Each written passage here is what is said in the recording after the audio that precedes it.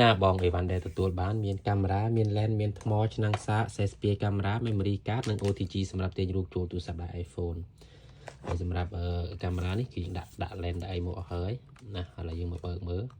អានេះគឺថ្មយើងដាក់ថ្មចូលទៅលឹបថ្មទៅវិញទៅហើយសម្រាប់ memory បើចាំហេដាក់ខ្លួនឯងដាក់ memory ទៅនេះទៅក្នុងនេះណាចឹងខ្ញុំអត់ដាក់អុយទេបើចាំហេដាក់ខ្លួនឯងទៅគាត់ខ្ញុំមកតេស្តអុយសាក់មើល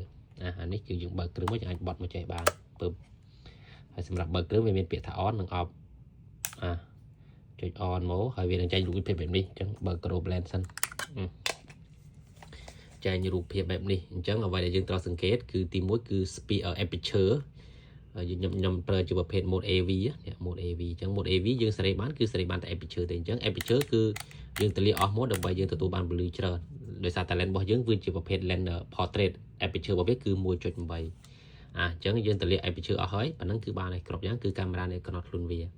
ពេលដែលយើងចង់ឲ្យបើករូបភាពឲ្យចេញនៅលើអេក្រង់នេះយើងចុចអានេះមកនេះអានេះអញ្ចឹងវានឹងចេញរូបភាពលើអេក្រង់ហើយអញ្ចឹងយើងចុចទៅនេះពើបអានេះគឺរូបភាពអញ្ចឹងណាចូលដាក់ឲ្យស្អាតទៅអញ្ចឹងយើងនេះចេះមកនេះពើបមុនចុចផ្អើបវាសិនពុំនេះនេះចង្អុលដៃខ្ញុំនេះចុចវាផ្អើបសិនទៅចុចឲ្យវាចាប់សិនគឺចុចវាចាប់សិនឬដោយសារតែកាមេរ៉ាយើងវាសេរីទាបអញ្ចឹងបើសិនតែយើងថតមើលលើអេក្រង់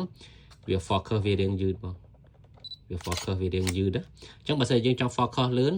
ឧទាហរណ៍ថាយើងសេរី speed សេរីអីបានហើយយើងបិទអានេះវិញបិទអាអេក្រង់ហ្នឹងណាបិទភ្លឹបទៅយើងឆ្លោះមួយនឹង view finder អានេះគេថា view finder យើងយកភ្នែកយើងឆ្លោះនេះណាឥឡូវឧទាហរណ៍ថាខ្ញុំឆ្លោះនេះជប់ខ្ញុំដាក់តាំងកាមេរ៉ាឲ្យស្រួលសិនឧទាហរណ៍ខ្ញុំឆ្លោះណាឃើញទេឃើញអានេះវាថតអានេះថតលឿនដោយសារអីដោយសារតែកាមេរ៉ាយើង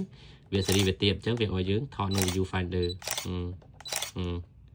អានេះរូបភាពនេះអានេះនេះអញ្ចឹងណាឥឡូវយើងមកមើលពី flash សម្រាប់ការបើក flash នៅចំចំហៀងអញ្ចឹង flash ពេលដែលយើងដាក់នេះវាបើកអត់បានទេអញ្ចឹងយើងមុនយើងបោះ flash យើងត្រូវដកអានេះចេញសិនចុច flash មកវានឹងលូតចេញមកក្រៅហើយយើងអាចចុចទៅឧទាហរណ៍បើក flash អីបាញ់ធម្មតាបងបាញ់ធម្មតាអញ្ចឹងពេលដែលយើងចុចថតអាពុំនេះយើងចុចផ្អើបសិនឲ្យវាចាប់សិនហើយយើងចុចមកក្លាកទៀតគ្រឹះឃើញទេចុចផ្អើបវាសិនហើយចុចមកក្លាកទៀតគ្រឹះនេះអញ្ចឹង flash ដំណើរការ 100% ជាទូទៅពួកអានេះ flash វាមិនសូវដល់ទេភាគច្រើនគឺវាខូចផង flash វាប៉ុន្តែអានេះគឺនៅដំណើរការ 100% តែម្ដងគ្រប់យ៉ាងដំណើរការទាំងអស់ហើយសម្រាប់អេក្រង់ពួកនេះភាគច្រើនអេក្រង់វាត្រឡប់នេះពេលដែលយើងលើកទៅអេក្រង់វាភ្លឹបលូតបញ្ច្រេះលូតអញ្ចឹងណាព្រោះវាអាចវាជាអាការៈប្រចាំរបស់វាតែយើងប្រើយូរទៅវានឹងខ្លាចទៅជាបែបអញ្ចឹងដូចគ្នាវាលូតតែនេះគឺវានៅល្អទាំងអស់បងអញ្ចឹងណានេះអញ្ចឹងវាអាការៈរបស់វាហ្នឹងគ្រប់យ៉ាងដំណើរការ 100% ឆែកមើលរូបតែពុំឆែកមើលរូបតែដោយសារតែយកបានដាក់ memory ទេជឿវាមានទេចុចលុបទេពុំចុចលុបយើងអាចចុចលុបចុចអីទៅចុចឆ្វេងស្ដាំចុច OK កដាលអីចឹងទៅហើយតាក់ទងជាមួយនឹង menu យើងអាចចុច menu បានប៉ុន្តែមុនខ្ញុំដាក់ទៅគឺខ្ញុំបាន set ឲ្យមកស្អាតហើយអញ្ចឹងយើងមិនចាំទៅសេរីស្រង់អីចេះទៀតទេខ្ញុំបានសេរីឲ្យមកស្អាតហើយចឹងបានសេរីឲ្យមកស្អាតហើយមិនចាំទៅសេរីអីថែមទៀតទេពន្លឺខ្ញុំដាក់ពុំបន្តិចរួចរាល់ហើយសារយើងចុចអីខុសញ៉ៃណាយើងអាចមក clear setting បានយើងចុចមកអាកន្លែងខាងលើកូនសទី3ហើយយើងចុចមកក្រោមឃើញពាក្យថា clear setting ចឹងយើងអាចចុច clear បាននេះ clear ខាងលើនេះ clear all camera setting ចឹង clear ខាងលើចុចកដាលទៅនេះចុចដល់លើចុចកដាលទៅ clear ហើយប៉ុន្តែខ្ញុំអត់ clear ទេដោយសារតែខ្ញុំបាន set ឲ្យមកស្អាតហើយ